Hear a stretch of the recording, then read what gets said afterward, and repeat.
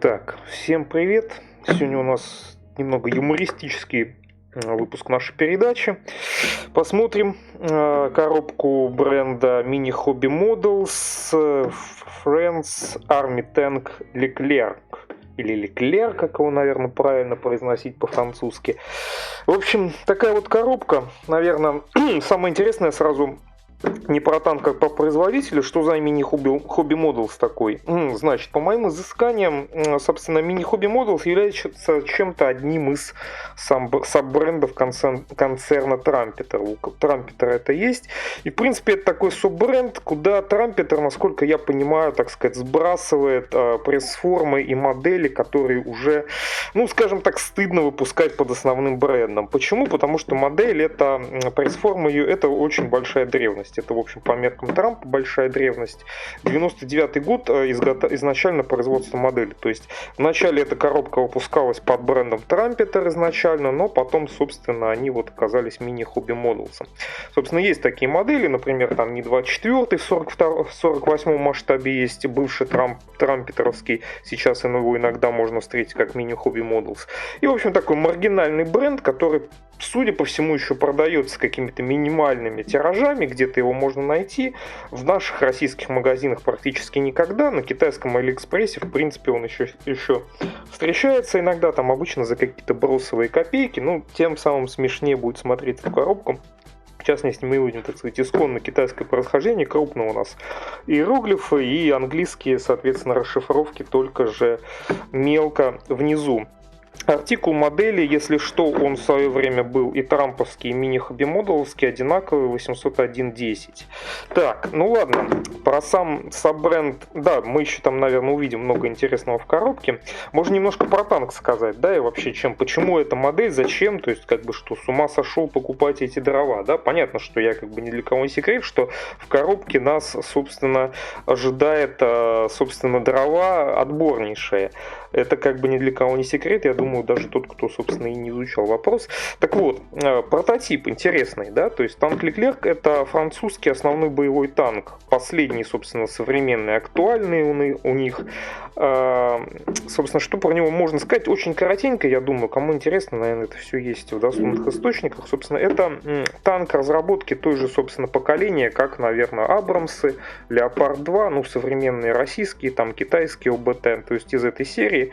Появился он, как, собственно, французы, они как раз когда увидели, что американцы делают, перешли уже на Абрамс, немцы делают Леопард 2, хотя, несмотря на то, что французы могли поучаствовать в проекте производства Леопарда 2 как основного, по крайней мере, европейского танка НАТО, общего, унифицированного, но в итоге они вышли из проекта и вот все равно решили, что разрабатывать свое ОБТ, они, собственно, стали делать этот Leclerc. Изначально он, по-моему, назывался AMX то ли 60, то ли что-то такое, я уже точно не помню, нет, по-моему, не 60, ну да ладно. Потом переименовали в Leclerc в честь прозвища одного из французских, скажем так, полководцев бронетанковых сил. Ну, там сложная история, ладно, опять же, кому это интересно. Вот, соответственно, такой вот новый современный танк. Ну, как сказать, новые разработки 80-х годов на вооружении приняли где-то в начале 90-х, вот до сих пор они, в принципе, во Франции сейчас вроде как новые не производятся, но активно продолжают использоваться имеющиеся. Из эксплуатантов, помимо Франции, в которой всего, по-моему, 200, если не ошибаюсь, чем-то танков было произведено и эксплуатируется, еще были Объединенные Арабские Эмираты, которые закупили, причем, что смешная история, что в Объединенных Арабских Эмиратах танков Leclerc больше на вооружении, чем самой Франции, что забавно.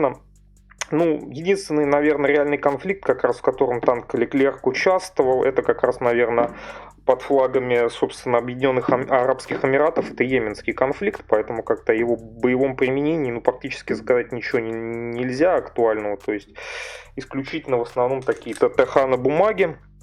Они интересные, в принципе, танк очень сильно выделяется тем, что он, как бы, французами начинают задумываться как очень современный, очень технологичный. То есть это как броня, где они в основном от толщины традиционно металлической брони отказывались во многом в пользу комбинированных там керамических и прочих элементов брони, навесные блоки, то есть они чуть широко используются на этом танке, что позволило выиграть в его весе и ходовых качествах. Так, очень современная двигательная, трансмиссионная установка, очень высокую скорость и проходимость позволяет развивать этому танку, и также весь танк буквально набит различными электронными системами. То есть все, что можно в танке автоматизировать, все автоматизировано. То есть как управление механиком, водителем, так и стрелок, командир. То есть это максимально, собственно, удобно, электронно делается одной кнопкой, т.д. и т.п. То есть что, собственно, как в плюс этому танку ставят за легкость управления освоением экипажем, так, собственно, и в минус, так как, считает, понятное дело, что большое количество электронных систем, оно в целом повышает вероятность отказа. Но также, если не сильно рассуждать, из интересного на танке, как на немногих натовских танках, применен автомат заряжания. То есть всего 3 члена экипажа от заряжающего отказались, вместо него автомат заряжания, причем который не как, например, у советских танков расположен в виде карусели под башней, а у французов он расположен в задней нише башни. Он другой конструкции, не карусель там используется, и при этом он еще и отделен герметичной непроницаемой перегородкой, которая открывается только лишь в момент, собственно, подачи снаряда автоматом, соответственно, что в случае чего повышает выживаемость экипажа и танка, наверное, и даже при взрыве боеукладки.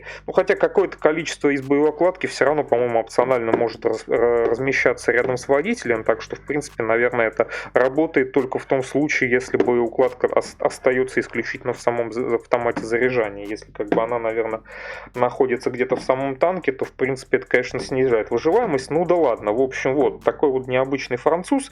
Из минусов, конечно, помимо этих самых обильного использования электронной системы, он очень дорогой.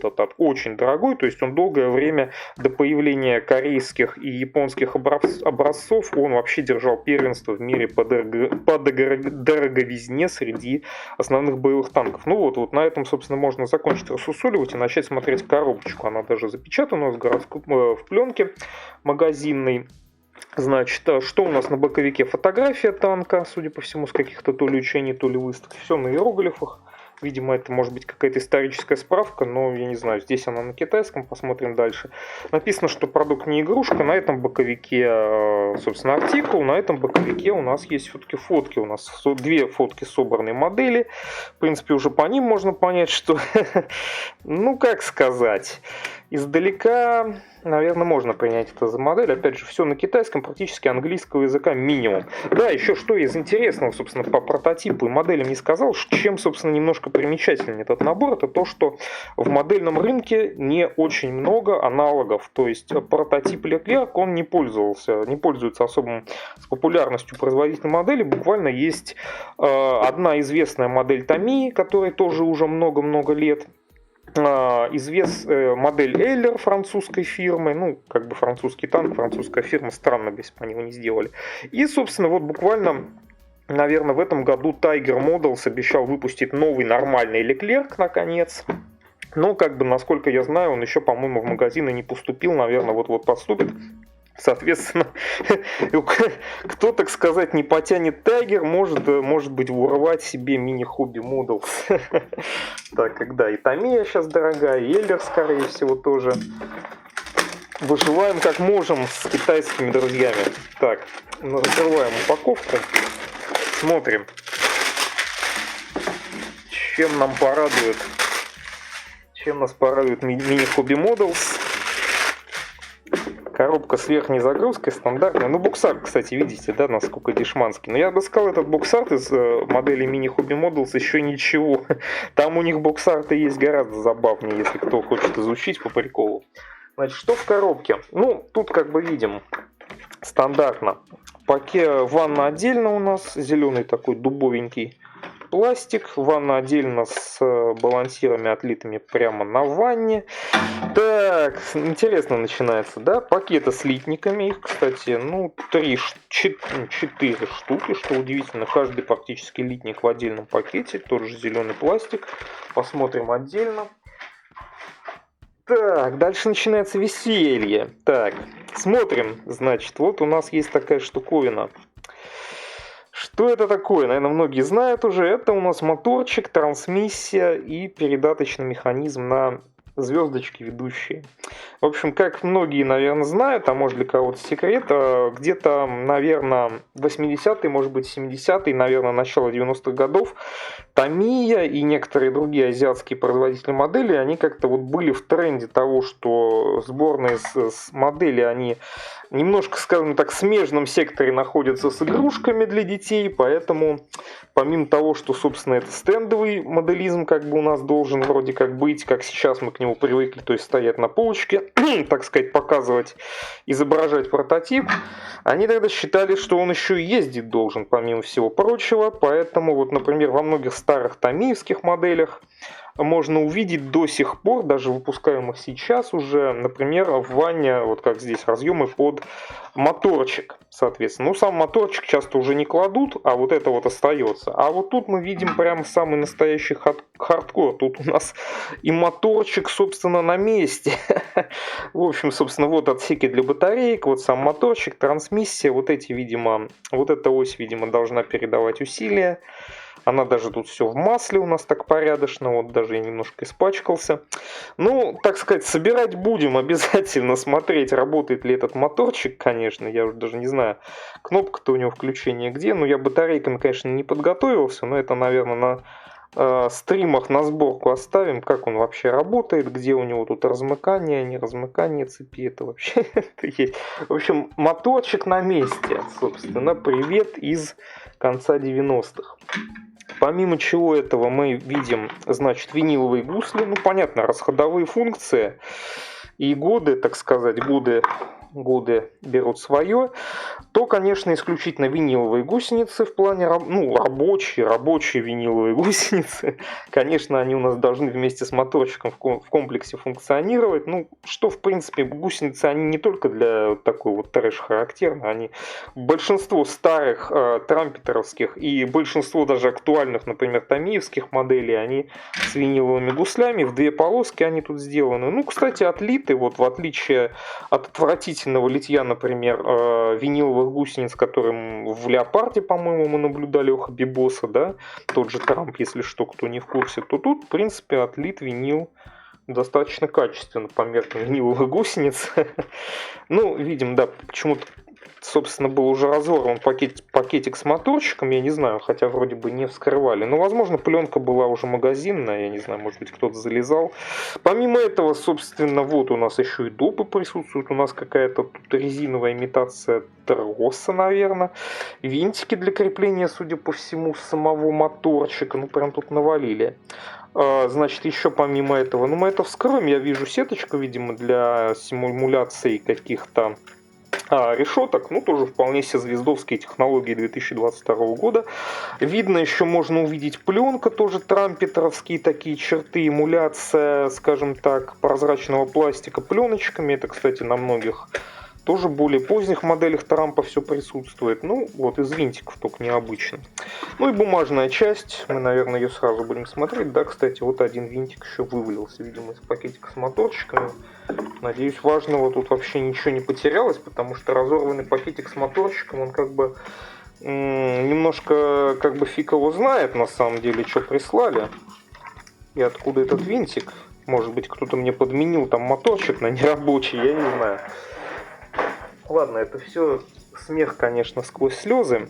Помимо этого смотрим бумажки. Ну, их две, я смотрю, одна, видимо, к моторчику относится, одна непосредственно инструкция по модели. Маленького такого формата. Не пойму, даже это А4 или меньше. Ну, кстати, книжечка, что удивительно, не дешман. Значит, тут что у нас в инструкции? Никакого текста. Опять же, боксарт модели, раскладка литников, абсолютно то же самое. Ну, их мало совсем, что и понятно. Древнейший, скажем так, Трамп, мини-хобби Models.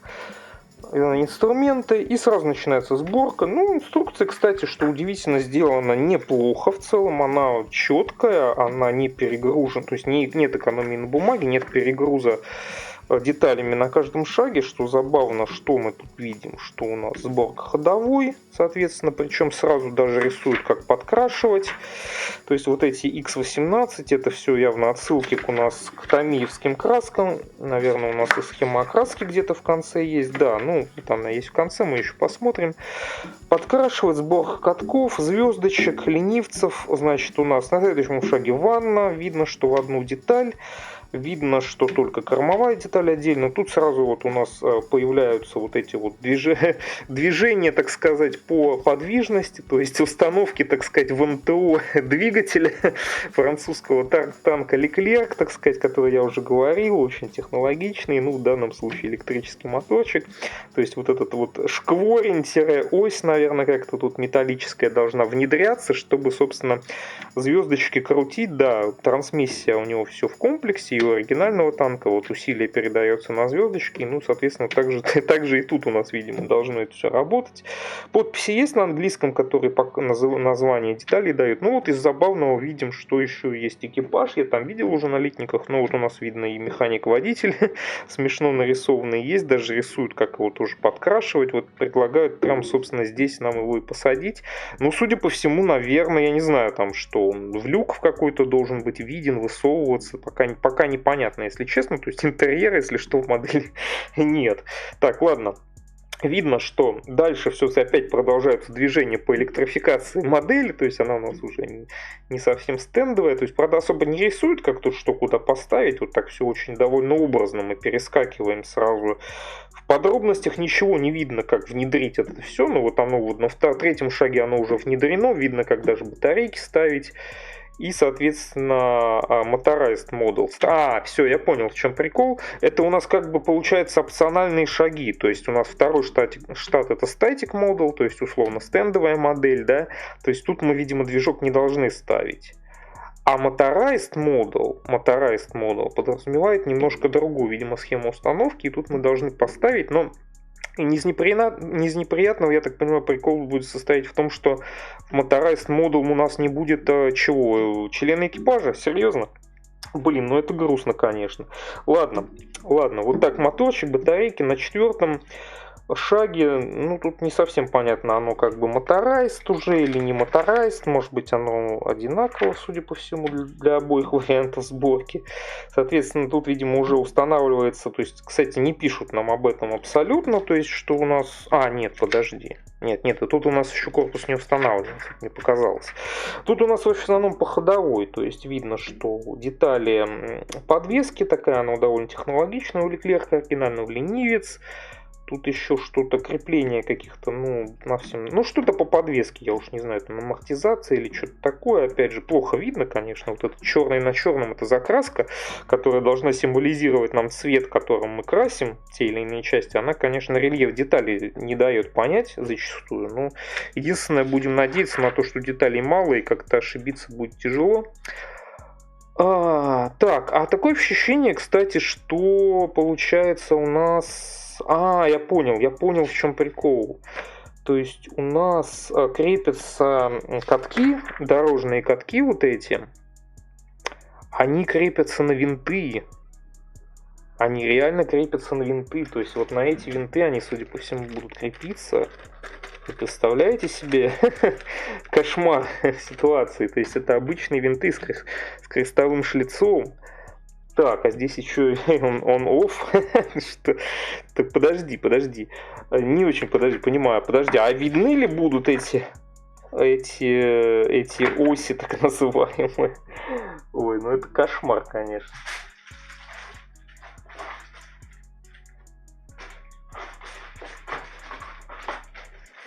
То есть, если мы самые эти винты... вот видите, как выглядят дорожные катки. То есть, если мы эти винты туда запрессуем, то есть, у нас как никаких крышек поверх типа не будет, что ли? Потому что я вот не вижу, чтобы были какие-то крышки. То есть, что у нас, головка винта будет просто торчать наружу? Что, простите? Ладно, то есть, пока это выглядит так. То есть у нас дорожные катки ставятся просто на обычные винты. Не на саморезы, конечно, винты, металлические винты с резьбой. Да. Ну, видимо, для сохранения подвижности, что ли, или что-то такого, я не знаю. Жесть, конечно. Жесть. И причем поверх никаких крышек эту самую шляпку, я так понимаю, закрывать не будет. Ну да ладно. Буксировочные какие-то крюки.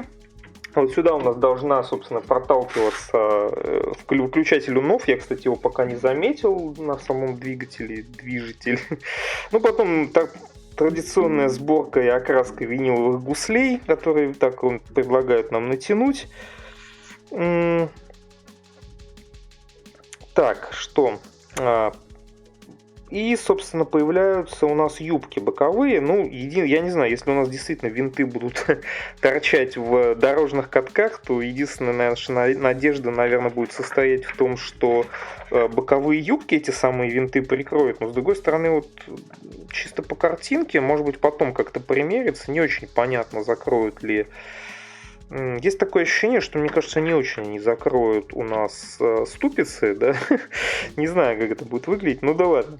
Короче говоря, клеим юбки, корма, тут у нас минимально что-то. Ну, трос, я смотрю, вроде, если это трос. Я так понимаю, что вот это пластиковый, то есть вроде нам это виниловое убожество пока не заставляет нас использовать.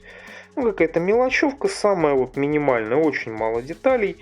Дополнительные топливные баки из двух половин, соответственно. Ну вот я нашел, где используется вот этот виниловый у нас типа штурбошланг, то есть он у нас используется для очень, видимо, копийного показа трубопроводов от дополнительных топливных баков, которые должны у нас куда-то там уходить.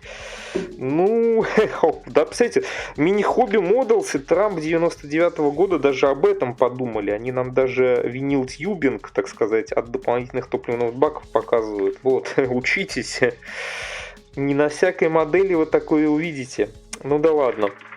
К 10-му шагу у нас стыкуемость нижней половины и верхней корпуса. Опять же, кстати, мы прикручиваем. Что? Простите, что? Серьезно? Мы на винт прикручиваем? Ну, видимо, чтобы сохранять возможность замены батареек. Разборность у нас вкручивается вверх-вниз на винте. На винте. На двух даже, по-моему, винтах. Нет, на одном винте. Так, ну при том, что спереди нет особо... Да. То есть... нет, ну смотрите, то есть вот если на примере посмотреть, нет, винт у нас не в лобовую деталь, не в нижнюю вкручивается, а он все-таки вкручивается у нас в нижнюю часть корпуса, то есть в принципе здесь он виден не будет. Ладно, хотя бы с этим легче. Видно, что да, вот, видимо, у нас тут типа как какой-то замок, то есть нам пишут не склеивать, то есть, видимо, для того, чтобы менять батарейки, я проводить техобслуживание двигательной установки, так сказать, мы не должны склеивать вверх и низ, то есть они у нас на винте, на защелке, на какой-то будут существовать. Помимо этого, значит, опять же, вот видно сеточки, они вместо у нас фототравления ставятся на отсеке МТО. Ну, это потом посмотрим, там непонятно, что тут у нас, дыра, не дыра, что у нас здесь. Ну, приборы, что-то там освещение. Еще какая-то, супер минимально мелочевки, то есть очень мало. Но, опять же, технологии звезда 2023 год, между прочим, с этими сеточками, как бы, вот, грех жаловаться. И, собственно, дальше переходим. Что у нас еще?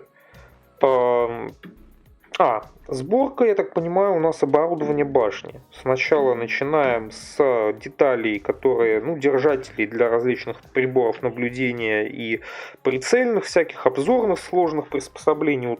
У Леклерка это все очень технологично. Видно, что, собственно, вот здесь появляются те самые пленочки, которые Трампа на моделях, собственно, они и поныне, по-моему, присутствуют, никуда не девались. Опять же, все из них делать. Это, пожалуй, самое муторное, наверное, что по сборке, если, может быть, электрического движка не считать, да, наверное, что здесь происходит. Люки какие-то минимальные. Не знаю, вроде люк отдельные детали, но у меня как-то большие сомнения, что его можно будет сделать открытым, хотя вроде какой-то экипаж был. Что еще? Да, еще немножко пленок уже здесь. Сама башня из двух половин. Как нет, еще кормовая деталь, я смотрю, отдельная. Вот эти все блоки дополнительно ставятся. Вот эти подсборочки, собственно, приборов наблюдения прицельных, они ставятся в конце у нас. Деталь под орудие, соответственно. Ну, буквально вот у нас все совсем тут по-детски просто. Деталь на корму башни, я так понимаю, это приспособление то ли для подводного хода, то ли для чего-то такого. По крайней мере, трубы эти очень на это похожи, но они все из 2,5, опять же, шов будет. Потом что? Орудие, ствол орудия, 15 шаг, опять же, ну, понятное дело, из 2,5, ну, что еще ожидать. Спаренный пулемет у нас. Собственно, какие-то датчики на орудие и, соответственно, пулемет на башню. Ну, скорее всего, наверное, для кого у нас там? Для стрелка он, наверное, идет больше. Вот отдельно у нас ставится. Не помню, что за модель пулемета, к сожалению, используется у французов, что-то свое или не узнаю чисто по внешнему виду. Ну да и ладно. Ну ладно, по крайней мере, пулемет они не забыли. Даже написали, что у него калибр 7,62. Ты смотри, какие внимательные китайцы. Опять же, написано, как это все дело подкрашивать. И что еще? Что еще у нас из интересного? Окончательная, видимо, сборка башни у нас тут происходит. Я смотрю, из интересного у нас тут... да, Трамп указывает, что можно из стянутого литника делать антенны. Кстати, на многих моделях вообще забывают этот момент. То есть делают держатели под антенны, антенные вводы на модели, но абсолютно забывают сказать, что нужно сами антенны еще делать. И Трамп об этом тоже зачастую забывает. Вот тут не забыл. Ну, какие-то ручки, поручни, держатели под эти самые, да, вот антенны сзади башни. Пулемет устанавливается. Ну, орудие, подвижности орудия никакой у нас не подразумевается. Там вроде вообще как в оригинале, по-моему, ну где-то вот здесь брезент у нас. Ну, хотя нет, вот тут брезент, он, скажем так, здесь. Здесь вроде бы его нет. Ну и подвижности орудия у нас тоже никакой не будет. Спаренный пулемет я уже говорил. И, собственно, что?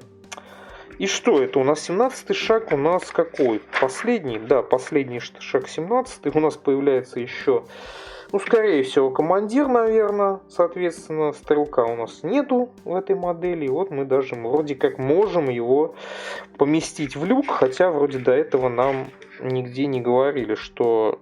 нет, есть, извиняюсь. В очередной раз optional open or close у нас подписано на, собственно, сборке люков.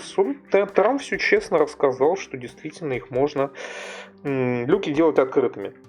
Единственное, не очень понятно по водителю, который у нас вроде в стендовом варианте модели, то есть его показали в самом начале, но, собственно, не очень понятно, как он у нас в люке-то появляется. Вот опционально, не опционально про люк водителя, опять же, ничего не сказали, хотя по логике, наверное, опционально он тоже может быть открытым, иначе зачем мы делали механика водителя. Но это тоже как бы информация неточная. А в остальном, что удивительно, инструкция довольно внимательно скомпонована, внимательно сделана, как бы она читаемая, за некоторыми нюансами. Много сложных моментов, по ним даны какие-то пояснения, то есть за инструкцию 4, твердая четверка. Ну да ладно. Последняя страничка схема окраски исключительно черно-белая, зато во всех возможных проекциях, насколько я понимаю. Краски даны исключительно на Тamiya, соответственно, хотя они не пишут, что это Tamiya, но это видно по индексам, что это Tamiya. Тут что-то забавное у нас нарисовано, типа некого флажка вот здесь. Кстати, да, декали в наборе вроде бы есть.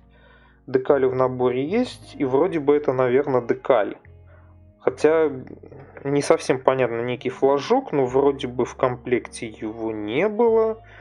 Но тем не менее, по-моему, какая-то декаль на него должна крепиться. То есть это флажок на антенну вроде как надевается. Непонятно. То есть флажок, конечно, интересен, но по инструкции непонятно, из чего его делать. Это самый флажок. Да ладно. Вот, собственно, такой, я так понимаю, трехцветный камуфляж у нас. Французский, соответственно, вот такой интересный. В принципе, не сложный. Я думаю, даже по такой схеме, наверное, его нарисовать не будет проблемы. Ладно, это у нас по основной инструкции. И помимо вот это еще присутствует у нас некий сложенный в четверо листик.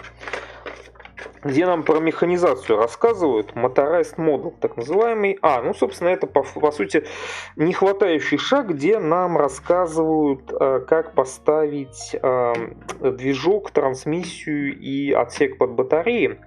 Ну, тут вроде бы все просто. Помимо того, что непонятно, на чем они, собственно... на винтах это все крепится. На скольки винтах, правда, непонятно. Он нарисован только один, почему-то под двигателем.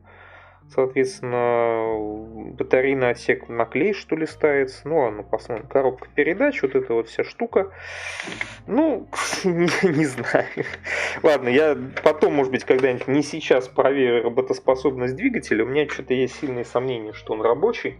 Ладно, давайте смотреть пластик и вообще все остальное деталье, что у нас осталось. Значит, ванна корпуса, собственно, уже крутили. Да, я уже говорил, что балансируем. Зацело отлито с ванной, соответственно, что у нас?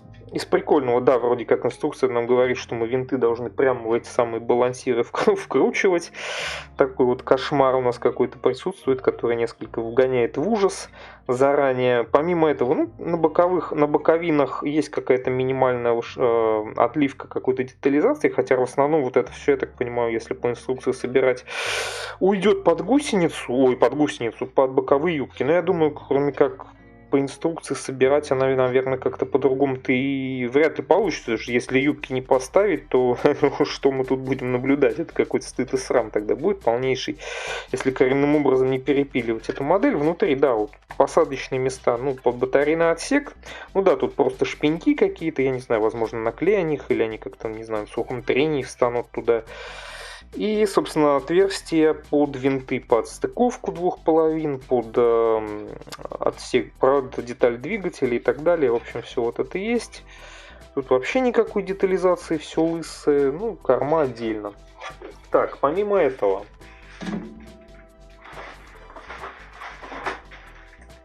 смотрим пакетики с крупными деталями, значит. Типично крантековские такие пакеты, кстати.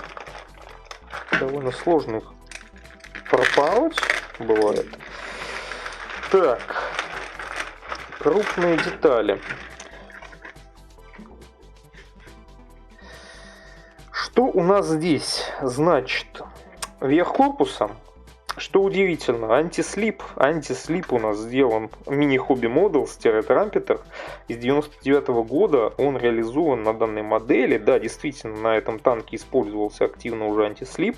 То есть все вот это ребристое, этого много, это, наверное, это прикольно.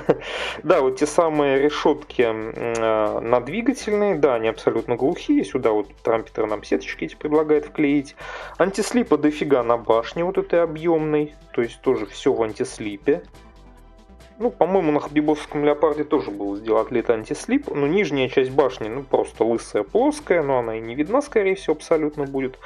То есть в остальном, все такое очень лысенькое, куча детализации прямо вот на самом корпусе, наверное. Я думаю, очень тут все, конечно, мега примитивно. То есть это такой вот, классический, очень-очень древний Трамп, который любил там вот делать всяческие бразильские танки, вот это вот все. Смотреть, в общем, фактически, кроме габаритов общих моделей, особо, собственно, и не на что. Отверстия под люки вот видели. Все это на месте. Дальше.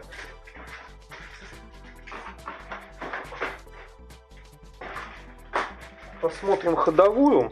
Тут, в принципе-то, смотреть-то на самом деле практически нечего. Тут из приколов, как я уже сказал, по факту только крепление дорожных катков, которые, честно говоря, вызывают некоторые сомнения большие в том, как это будет выглядеть.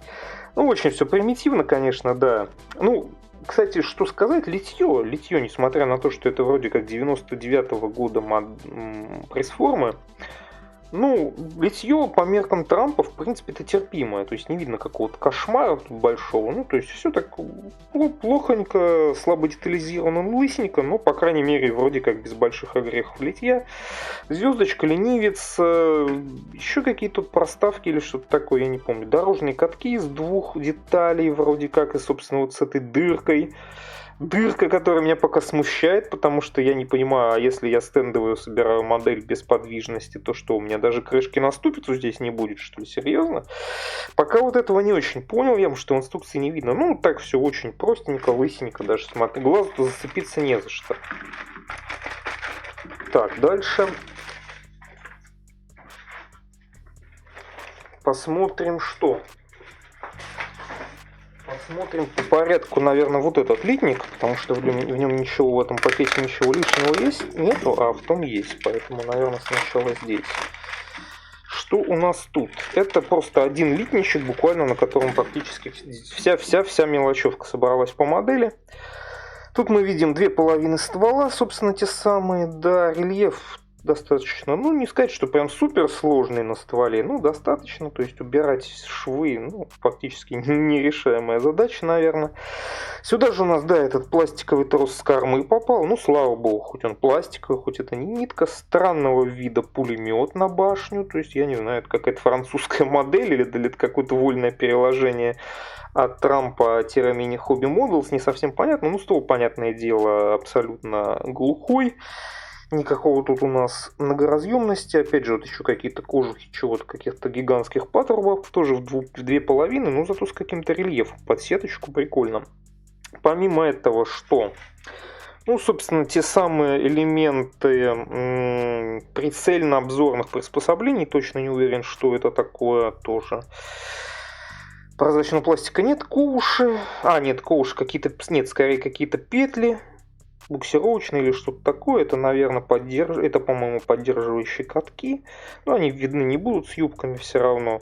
Какие-то имитации каких-то решеток глухих абсолютно. Немножко поручней, немножко ручек, немножко крупных деталей каких-то там кожухов на корпус и на башню. Ну и, собственно, два члена экипажа в наборе. Очень жутко замыленных. Какие-то такие они очень тщедушненькие, конечно. Я, конечно, понимаю, что в танкисты берут не высокорослых людей, но эти какие-то уж совсем маленькие. Ну, это, судя по всему, наверное, командир. Вот у него забавный такой шлем, который как мотоциклетный выглядит, а это, судя по всему, механик-водитель. Но это чисто французское обмундирование, такая прикольная тема. У них все свое, все не как у других. Помимо этого, значит, буквально один пакет нам остается. Самый, наверное, интересный пакет из всех. Это вот этот пакет. Интересный он, потому что помимо пластика в нем еще что-то есть. Тут у нас присутствуют крупные детали по обвесам. Так, сейчас это отложим в сторону. Боковые юбки. Вот что меня интересовало как раз по боковым юбкам, в том плане, что будут ли они закрывать, то есть, наверное, они как-то вот так. Да нет, знаете, боковые юбки не будут закрывать катки, скорее всего. Я, правда... хотя нет, я не так их примериваю, они... Подожди, как же они ставятся-то? Так, что ли? Не, быть такого не может. Подождите. Интересно, просто очень интересный вопрос. Я извиняюсь за... Меня это очень беспокоит. Вопрос крепления катков. То есть вот эта фигня спереди должна быть, да? Ну вот так. Вот так. Да, вот так должны быть боковые юбки расположены, насколько я понимаю. Правильно? Да, вот так. Соответственно, примеривать их надо вот так вот. Ну, понимаете? Сколько я вижу, тут, в принципе, есть посадочные шпеньки под эти юбки. Они прям однозначно, их можно как бы примерить друг к другу. Получается, что неутешительно немножко получается, что у нас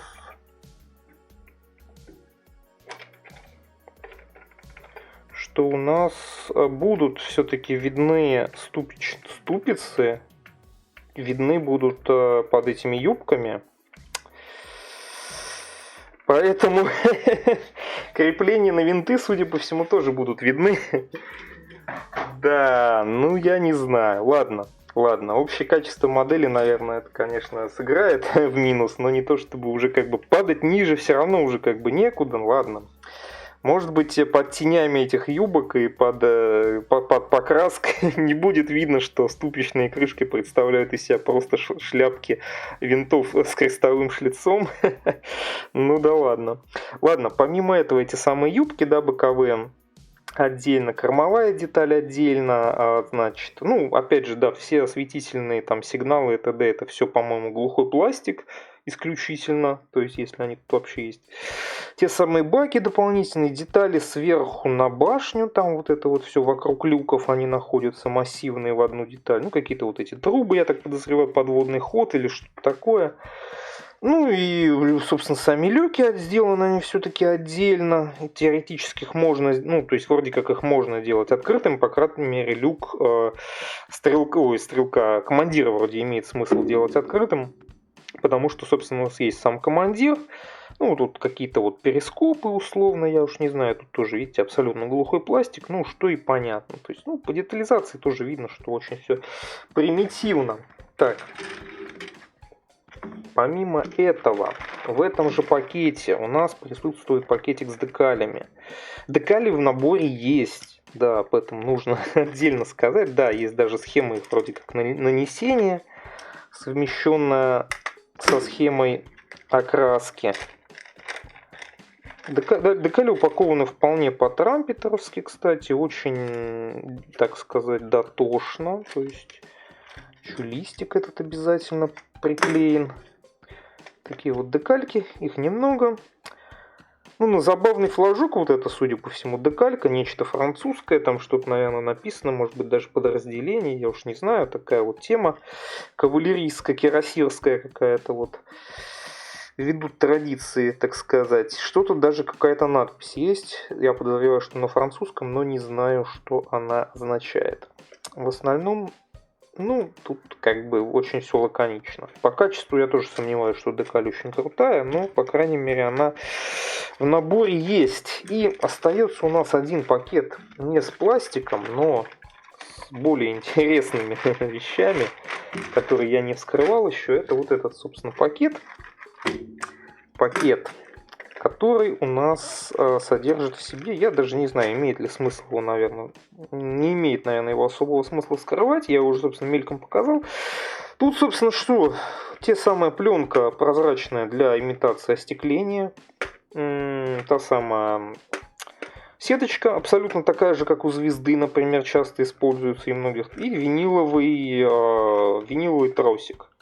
Ну, тросик, скажем так, для имитации трубопроводов там к бакам. Ну, приятно, что не забыли, да, так сказать. Например, у звезды виниловых тросиков не бывает. И винты. В основном это винты, я так понимаю, под крепление этой самой, как ее, ну, дорожных катков, собственно. Единственное, вроде как бы там, насколько я успел из инструкции понять, есть винты на крепление катков, есть винт на крепление верхней части и нижней корпуса, и вроде как должен быть отдельный винт на крепление чего как бы быть голословным, если можно показать, винт на крепление двигателя к корпусу, да, то есть как-то вот так это должно быть, судя по всему. Да, я, кстати, заметил, так сказать, кнопку, ну не кнопку, а рычажок включения-выключения. То есть они его не забыли, он на месте. Ну как-то типа как-то так. Шпеньки, по-моему, условно очень подходят.